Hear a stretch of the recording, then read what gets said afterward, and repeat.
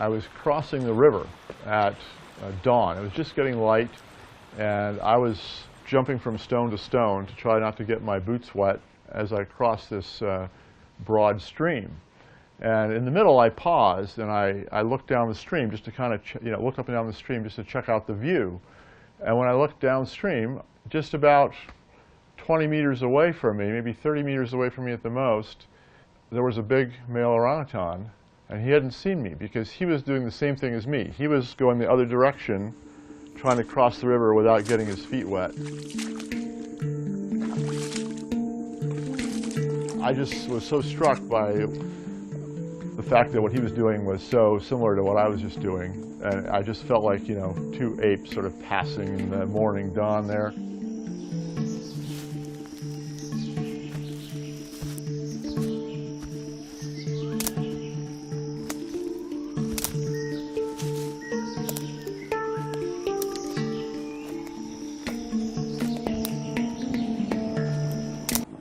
Orangutan.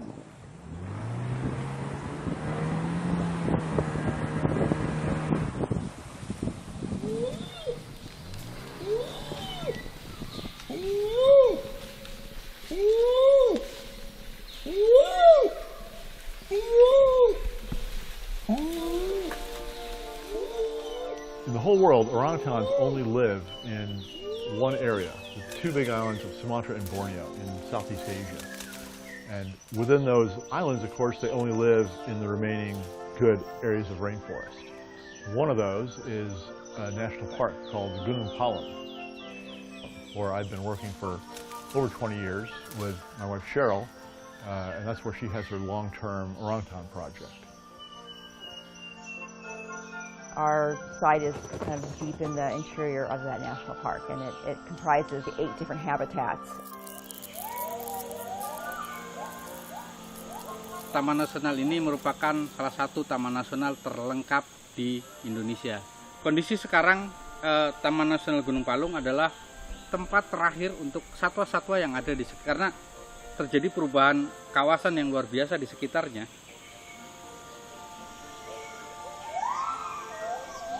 Gunung Palung National Park is this huge area, over 100,000 hectares in size.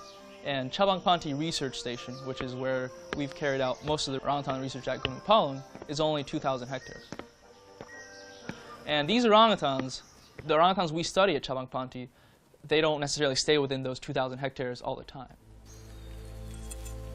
So my goal was to stay with these orangutans for 5 days, sometimes up to 10 days in a row over the course of an entire year. By staying with them for these long periods, I was also able to document really unique behaviors that haven't been captured before.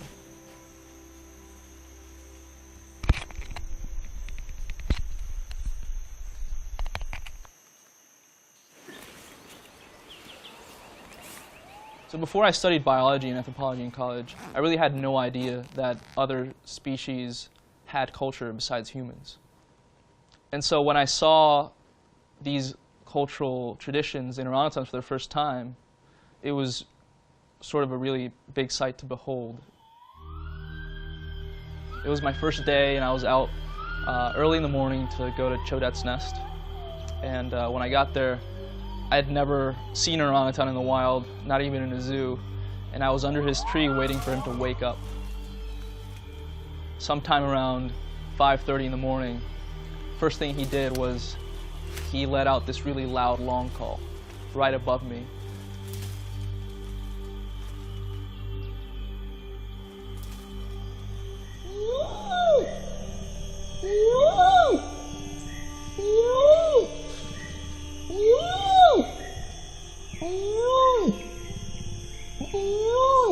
It was a very powerful experience. It was not a sound that I'd heard before or anything like it.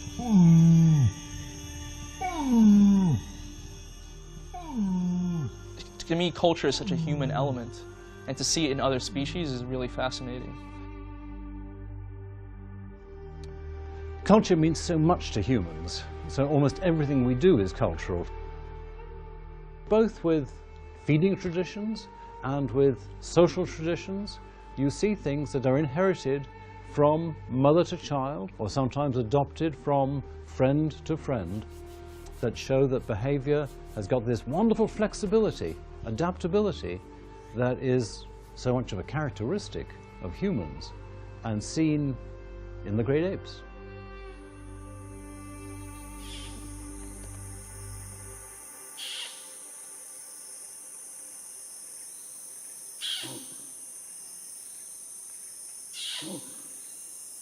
So orangutans do this vocalization called kiss squeaking. It's done by pursing their lips and making a kissing sound, like this, like. Kind of like a real much louder vocalization. The kiss squeak is a kind of a threat sound that they make when they actually meet an unfamiliar orangutan. They also do it to people sometimes.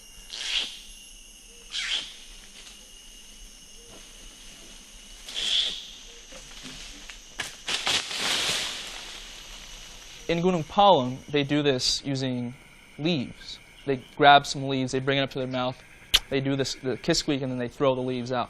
At other field sites, they may not use the leaves at all. So this is an example of a local custom that's found in that area, similar to the way people greet each other differently in different countries. Maybe in some place, people shake hands, in another place they bow. So orangutans are also showing these interesting cultural variations between sites.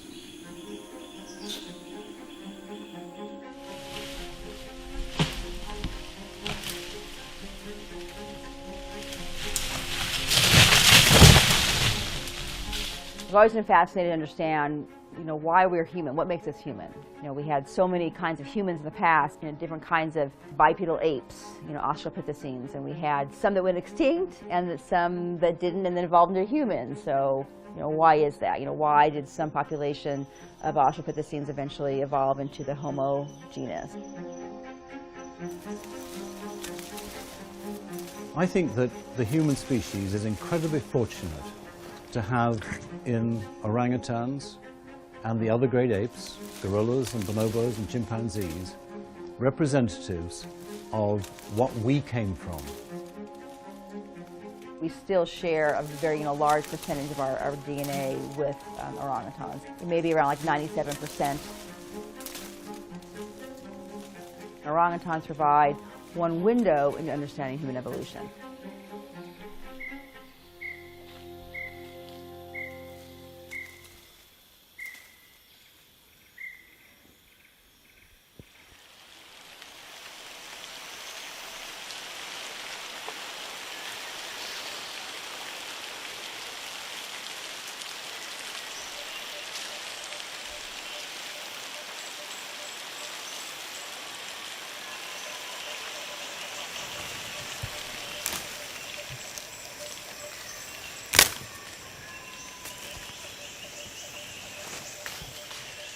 There's different ways that orangutans make umbrellas. One way is they just break off an entire branch and sort of modify this branch to make an umbrella. Other times they pull the entire branch towards them and make a little roof over their head.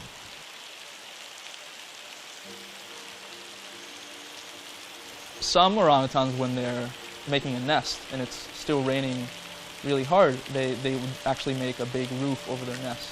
They can put together a bunch of branches and leaves and sort of weave coverings, and that's a really effective way for them to stay dry while they're sleeping.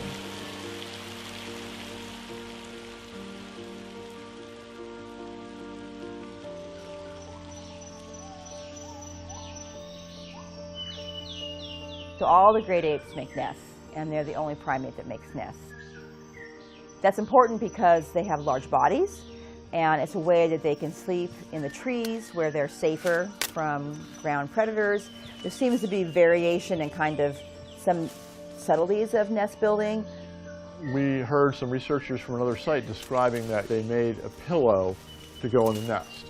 And we thought, oh, we've never seen that, right? But we never thought about it. Like, we just thought of making a nest, building a platform, and lying down, and we never watch that closely. Well, once we heard these researchers at other sites say that they saw orangutans making a pillow, we started watching more carefully.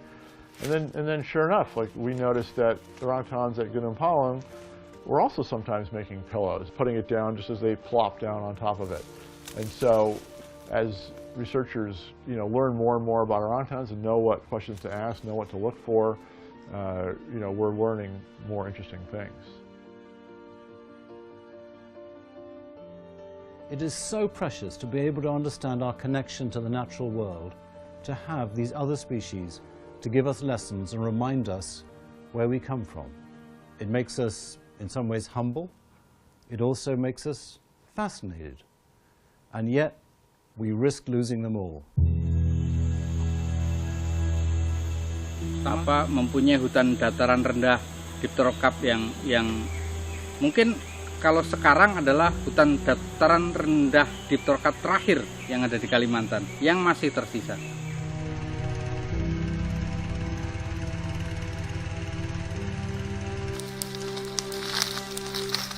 Every bit of forest that's lost, or an orangutan can't live anymore because it was turned into an oil palm plantation or burned down, is not good for orangutan. And that's the main reason that the number of orangutans have been declining drastically over the last few decades, because of the huge amount of forest in Borneo and Sumatra that have been lost. In 2016, orangutans became critically endangered. They are in the very top level of threatened category. Their numbers are decreasing at a more rapid rate than we had initially thought, and they are in need of sort of immediate conservation action. There's going to be a race against time to be able to document what are the cultural variations before they just disappear forever. Every orangutan life is really important. They only have an average of a baby about once every 7 or 8 years, the longest birth spacing of any mammal. And so, with their slow rate of reproduction, orangutans simply can't sustain any kind of reduction in their population like that over the long term. This century, we could lose all of the orangutans if it carries on at the rate of devastation in Borneo and Sumatra that's been seen in the recent decades. We stand so much to gain, and we stand so much to lose.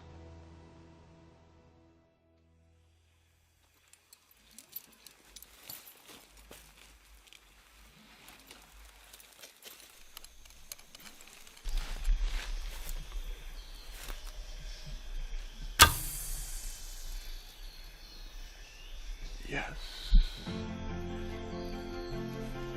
You can't protect what you don't know.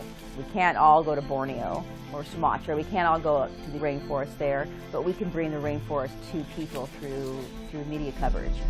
All right, first shot.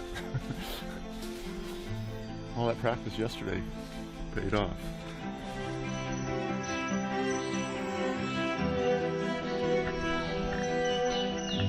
Holy smokes! Every population is different, and the more we study them, the more different we realize they are.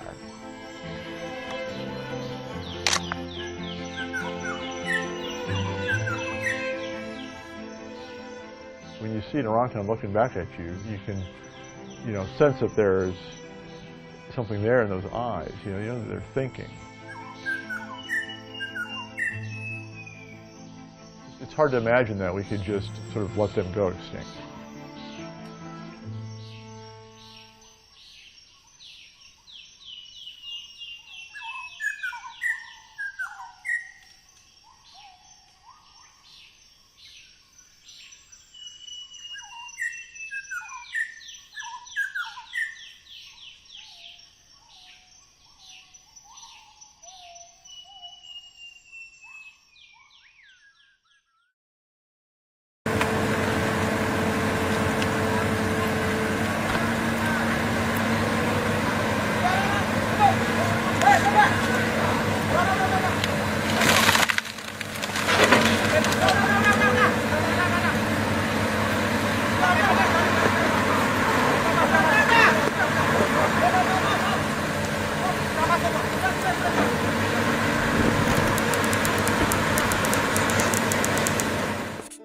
margarine, frozen pizza, chocolate. Our fridge is full of palm oil. This vegetable oil is all around us in our daily lives, in biscuits, hand lotions, detergents, and nowadays also in the fuel for diesel engines. The low-cost product palm fat can be found in every second product in our household. Even a fifth of Laura's breakfast spread consists of palm oil. Palm oil is a success story, but at the expense of the tropical rainforest. On Sumatra, the rainforest is constantly being burnt down to make room for new plantations. Every year, an area the size of 1 million soccer pitches is destroyed. Amidst these huge monocultures, only small patches of rainforest remain. The rainforest is a treasure trove of biodiversity. Almost half of all the world's plant and animal species live here. But this biological diversity is under threat. Elephants, tigers, rhinos, and many other species are losing their home. The same is true for the orangutan. Made homeless, they starve, burn to death, or are killed. Young animals who survive the death of their mothers are kidnapped and sold on the black market for considerable sums of money. They are illegally kept as pets in small cages and under miserable conditions. Many die due to malnutrition and social isolation, but a few are lucky as they are reported. The nature conservation... There's a good chance you're not familiar with it, even though you'll find it in many of the products you use every day. It's in everything, from makeup and toothpaste to donuts, chocolate bars, and in some countries, biodiesel fuel. It goes by many names, but it's most commonly known as palm oil. Global consumption of palm oil has quintupled since 1990. Oil derived from the palm fruit is easy to extract, has a higher yield than other types of vegetable oils, and can be used in dozens of products. But the proliferation of palm oil also poses a massive environmental threat. Each year, palm oil plantations destroy millions of acres of forested land, create billions of tons of carbon pollution, and kill endangered wildlife. All of this makes the palm oil industry one of the worst environmental offenders on the planet. In 2015, over 62,000 square miles around the world, much of it former forests, were committed to palm oil plantations. That's an area 4 times the size of Switzerland. Palm oil is one of the top 3 drivers of deforestation in Indonesia, a country that supplies more than half of global demand. Each year in Indonesia, fires are set to clear forested lands to make way for palm oil production. Just last year, over 10,000 square miles were torched, creating fires so big they could be seen from outer space. All of this unleashes massive amounts of carbon into the air. Fires in 2015 added more than 2 billion tons of carbon dioxide and other greenhouse gases into the atmosphere. The burning of forests to clear land for plantations threatens the 10,000 square mile Luso ecosystem in Sumatra, the largest intact swath of rainforest in Southeast Asia. It's home to hundreds of unique species and is the only place left in the world where orangutans, rhinos, tigers, bears, and elephants live side by side. But their home is disappearing around them. The Sumatran tiger and the Sumatran rhino are threatened with extinction. Only a few hundred of each species exist in the wild, and their habitats are often in the path of land clearing. In Borneo, there has been a 50% decrease in orangutan populations in the past 65 years. This is a direct result of the forest fires and conversion of woodlands for palm oil cultivation. Alongside logging and mining, land clearing for agriculture is currently one of the leading causes of deforestation. If consumers don't demand more sustainable practices soon, the products we buy can and will contribute to the loss of the world's rainforests. You can help by purchasing products that do not contain palm oil, or if they do, were made sustainably. Go to takepart.com/palm oil for more information. From now on, Laura will pay attention to what she buys, because what happens on Sumatra affects us all. Keep your eyes open and do not buy any products which contain palm oil. For all of us, the rainforest is critically important, but how we act is also critically important for the rainforest. Act responsibly now.